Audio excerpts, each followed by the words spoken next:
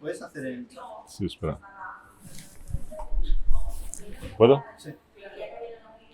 Primera vez. Buenos días. Hola, buenos días. Bien. Yo siempre empiezo las entrevistas preguntando lo mismo. Es ¿por qué haces cine? Porque es la forma que tengo de comunicar con los otros. De contar historias que me son importantes, que me son...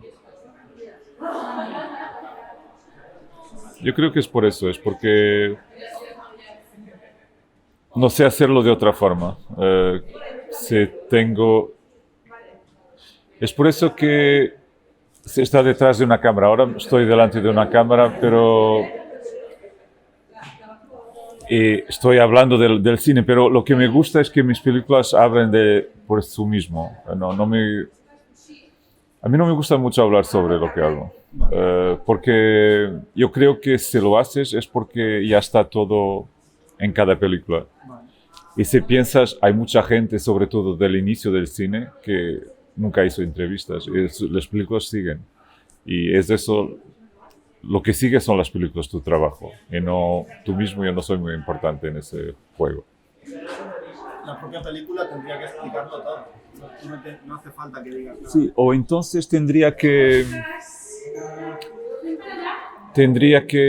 al menos no explicarlo, tendría que interagir con las personas que la ven y de formas distintas. Yo estoy seguro que no todas las personas lo toman igual.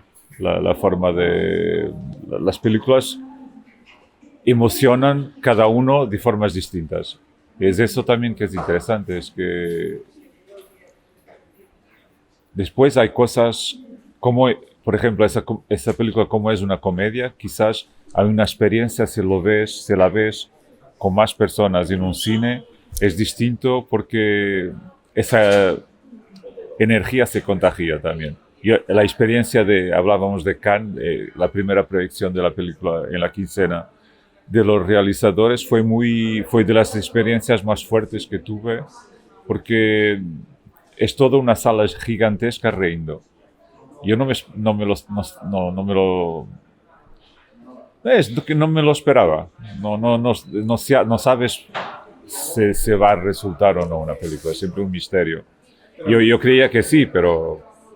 Pero cuando la estabas preparando y en el rodaje no sentías Sí. que esto podía hacer este humor, ¿no? Que tiene. Además, hay muchos tipos de humor en una película. Y Está porque... el humor irreverente, el humor inteligente, el humor ácido, irónico, divertidísimo, burro, o sea, a lo bestia. O sea, a veces eres muy sutil y otras veces no lo eres. Sí. La película es todo un misterio constantemente. No sabes lo que va a ocurrir, no sabes hacia dónde va a ir.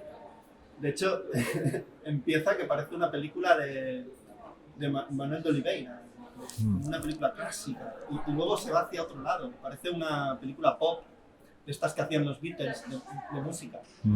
O sea, y además es una película súper política, sin parecer política. Una película social sin ser social. O sea, el proceso de construir esta película ha tenido que ser fascinante, ¿no? Sí, de inventar cosas y decir esto también. Pero yo creo que cuando la estábamos rodando fue muy divertido, el rodaje fue muy divertido y eso creo que también contagió esa energía que teníamos, que salíamos de un confinamiento de 2 años, que no podíamos filmar, estar juntos, haciendo una comedia con muchos matices, como lo dices tú, pero ha sido de verdad un placer. Y yo creo que eso pasa en la película. Y es verdad que cuando yo quiso hacer una comedia, porque yo creo que la comedia puedes tratar de esos temas, grandes temas, diría yo, de una forma más aparentemente ligera, pero que hace que tú puedas pensar en esos temas de verdad. Pero pasar un buen momento también. Y también, porque es una película que es bastante corta. Sí. Que yo quería hacer una película que, bueno, en el cine de autor no se hace mucha comedia. Nada. Y la verdad, Es demasiado serio. sí, sí, y normalmente son muy largas las películas. Sí, la gente se le va. Yo creo que hay poca autocrítica en general, pero no solo en el cine de autor, en general, y no solo en el cine, en todas las En la disciplinas, vida. en todas las disciplinas, en la vida también. O sea, La gente. fue un fuego fatuo que ya desde el título buscas ese misterio, ¿no? Existe un misterio en el propio título ya. Sí, sí. Porque no sabes realmente qué significa. Fuego fato tiene un significado muy preciso, porque fuego fato, no sé, creo que es lo mismo aquí en España, pero Sí. es un fenómeno que se produce cuando la materia orgánica se decompone y se libertan gases y se inflama, sobre todo en los cementerios. Entonces es algo que en el pasado era visto como sobrenatural. Al mismo tiempo es algo que es físico, hay una explicación científica, pero al mismo tiempo es sobrenatural. Para mí eso es como ideal, porque yo intento siempre a partir de la realidad sublimar la realidad para hacer una especie de fantasía, es lo que es la película, una fantasía, pero siempre conectada con esos temas y siempre también conectada con esa idea de placer de hacer una película y de jugar con la forma. Al inicio es teatral, dices que es un poco como Oliveira, es verdad. Sí, Federica era aquella película. Francisca. Francisca. Sí. Es un poco así ese lado teatral, bueno, que es sorrayada con esa idea de las puertas. Y estas miradas hacia la cámara. Sí. Es que yo, y perdona el comentario que voy a hacer, que es un poco abrupto, pero siempre pienso, Joao ha hecho la peli y le ha salido de la polla. Y funciona. Es una peli muy suya, súper personal, y es universal, funciona. Porque yo soy de aquí y, joder, es que dices, hostia, parece una película, es el humor de los hermanos Marx, que se reían un montón, pero hacían crítica social y crítica política. Y tú lo haces igual. Y además estás contando una cosa como muy real, muy de los cuerpos, del bosque, que esto está en todo tu cine, ¿no? Pero el físico, ¡guau!, se nota, lo hueles. Sí, pero eso siempre fue importante desde que empecé a hacer películas. Cómo representar los cuerpos. Porque yo creo que el cine, y no solo el cine, se apartó mucho hay como un pudor que yo, no que quiera ser iconoclasta, pero yo creo que sí, al menos intenté hacer las cosas de una forma que es mi forma de hacer. Y que la forma que yo creo que es la forma para contar esas historias. Me gusta esa idea de que me salgo de la polla. Sí, es que va claro, es que sin revelar una secuencia, sin decir nada más, porque yo creo que es bueno que el espectador se sorprenda viéndola, esa secuencia. Para mí, yo ya me levanté a aplaudir y dije, no, fue lo que pasó a Joao. No, lo que pasó en Cannes es que la gente después de esa secuencia aplaudió durante la sesión. Fue muy divertido. Yo no me esperaba. Es porque siempre... Pero eso que dices que yo creo que cuando estás viendo una película, a mí me gustan las películas que me sorprenden. Y que a cada momento yo no esperaba que fuera en esa dirección y que cambian. Esa idea que una película cambia su propia forma cambia. Es algo que porque también es esa idea que es la gente ahora en mucho cine la forma es siempre la misma o entonces es todo muy solo diálogo. Es muy imaginativa. Es como espero que sí. Devolver al cine lo que era cuando empezó, que era muy imaginativo. El cine mudo es muy imaginativo. Eran capaces de hacer muchas cosas. Cada director se planteaba su película hasta dentro de la película con diferentes formas narrativas, historias diferentes. Por ejemplo, en la tuya parece, o sea, en realidad es la biografía de alguien. Sí. Pero es como un recuerdo. Yeah. Parece en ciertos momentos como las películas de Fellini, donde se recuerda a alguien. Sí, eso. El dispositivo es un dispositivo clásico. Alguien que llega al final de su vida y se recuerda de su vida anterior de una especie de felicidad, de momento feliz en su vida anterior. Y porque después también la película también es una historia de amor. Sí, total. Todo, es eso que también es, para mí era importante que se pudiese creer a esa historia de amor entre un príncipe y un bombero. Es que es brutal. Además tiene ese punto naif que, por ejemplo, tenían las películas de Romer, esta Perceval, el Galo, y aquella de su última película, El romance de Astrid y Celadón. O sea, de quitar al cine todo ese artificio que nos teledirigen, y no, voy a hacer una película libre. Y yo siempre que pienso que un cineasta es libre, hace una película revolucionaria. O sea, voy a hablar de las cosas que importan, pero quitando todo el academicismo y lo sesudo fuera, sino ligero. Que todo el mundo pueda entenderlo a la primera. O sea, es así, ¿no? O sea, que el mensaje sea directo. No quiero andar por nada. Y si quieren que follen de verdad, que se vea. Yeah. Pero con humor. No vayamos a ponernos serios. Sí. Espera. ¿Sabes? O sea, y entonces en ese sentido yo te veo un cineasta muy libre. Y en el mundo en el que vivimos, ser libre, ¡guau! Sí, pero yo siempre me pensé como... siempre yo tengo también, no todo lo que hago tiene como una explicación muy... yo no soy teórico. Lo hago mucho por intuición, mucho por intuición. Es mucho. La cabeza una imagen, ¿no? Sí, después es el trabajo sobre el guión, porque todo empieza con el guión. ¿Tú pensabas en la historia de amor de un príncipe y un bombero? ¿Era lo primero?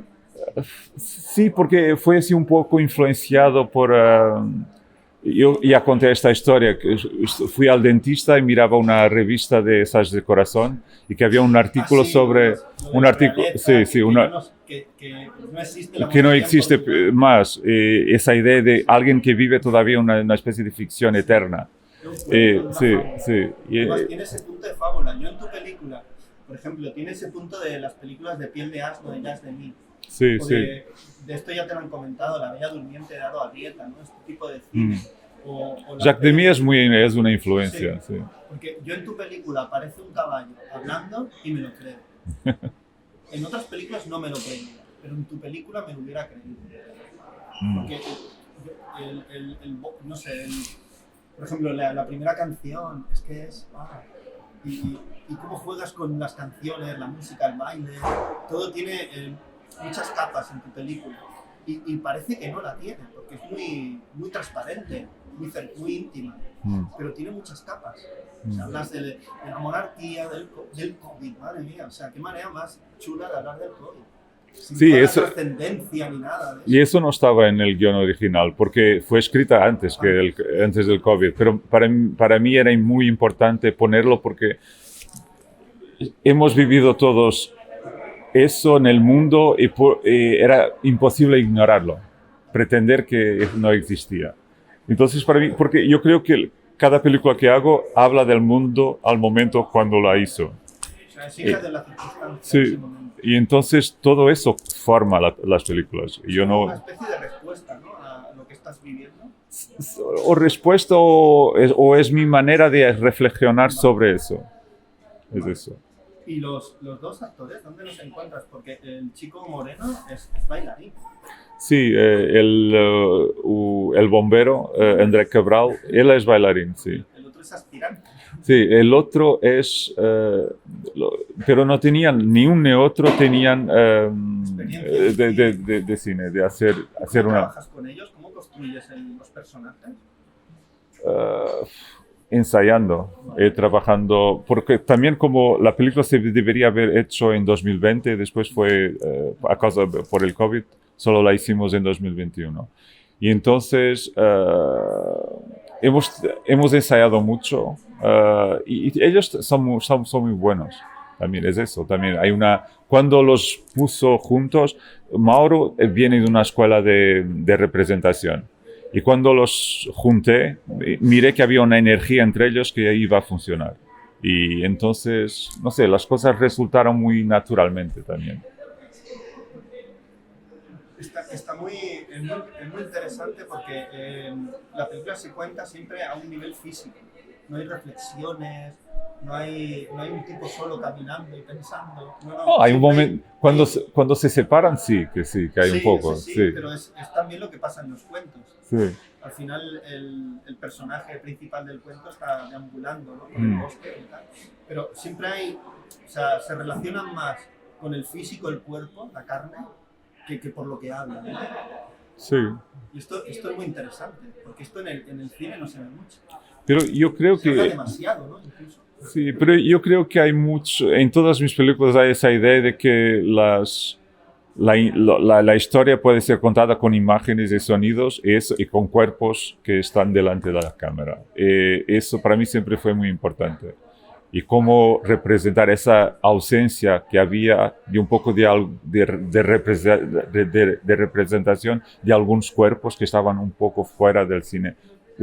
Y del cine portugués también, de cuerpos gays, cuerpos queer, esa idea de... Pero también mi deseo de filmar esos personajes es porque me son cercanos y yo me queda muy, ¿cómo decirlo?, natural hacerlo. No que busco hacer algo que nadie ha hecho, es solo lo que me intriga y lo que es importante para mí.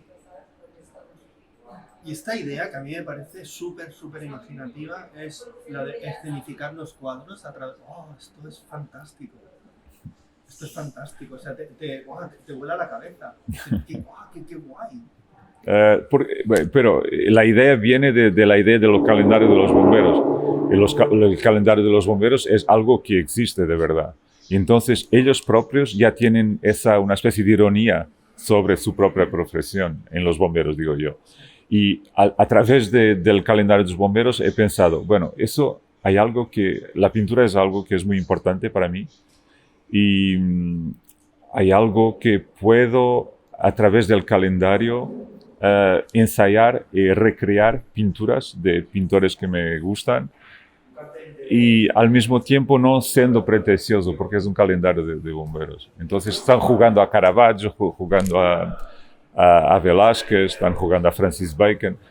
Es así un poco esa idea de que, bueno, está siempre después tiene más significados, pero el primero es algo muy casi infantil, de juego. Bueno, la película tiene ese tono de juego infantil. Sí. De hecho, la primera canción, que parece un programa infantil religioso. Sí, pero es una canción que fue de los años 80. Pero tiene a mí el tono naif, el tono de inocencia. Sí. Eso es lo que te decía de recuperar el cine de los orígenes, que era muy inocente, pero a la vez muy profundo. Ahora la gente parece que tiene que ser muy seria, muy profunda para hablar de cosas trascendentes. No. Tú hablas de muchas cosas profundas sin ser pesado, ni ser aburrido y ser muy dinámico, porque no, o sea, en 67 minutos no paran de suceder cosas. Es fantástico. O sea, dices, en el fondo dices, qué pena que se acabe la peli, a mí me encantaría seguir viendo esto. Sí, pero... Otra vez desde el principio. Sí, quizás sí, puedes volver al cine cuando estrena. Porque cuando tú estás en el Festival de Cannes te das cuenta de la conexión que tiene con la gente, ¿no?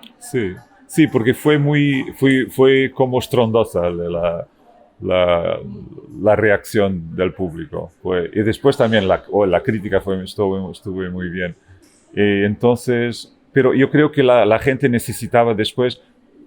La película pasó así un poco a mitad de festival, a mitad del festival. La gente ya tenía muchas películas largas y pesadas y fue como una liberación. Lo sentí. ¿Por qué crees que hay tanto cine largo, pesado? No sé por qué qué. se toman tan en serio? No sé por qué. Hacer esa película es un poco ir en contra de esa idea de que el cine tiene que ser... No, pero yo tampoco quiero decir que... Y a mí algunas películas que son largas me gustan. Pero el problema es que muchas veces son largas solo por ser largas. Porque toca ser largas. Yeah. Por ejemplo, la peli esta de Miguel Gómez, Diario de Otsoga, también es una película después del COVID. Pero no es larga. No es larga. Sí. Y tiene esa ligereza también para hablar de cosas profundas. Yeah. y el juego ese constante con el espectador. Es decir, ahora, ¿qué vas a ver? No lo sabes, no lo sabes. ¿Qué te voy a contar? ¿No? Yeah. Ahora, para terminar, quiero que me... Porque el diálogo con el público en Cannes, ¿cómo fue? ¿Había alguna pregunta que te llamó la atención de la gente? Ya no me acuerdo. Vale. Porque cuando vas presentando la película, ¿ha habido alguna pregunta que te diga, mira, qué curioso que haya pensado esto sobre la peli? No sé decirte. No sé decirte, porque no, ya, como, y ahí después hizo muchas presentaciones, todo se mezcla un poco. Vale, pues ahora para terminar, quiero que me recomiendes una peli que hayas visto hace poco y te haya gustado mucho.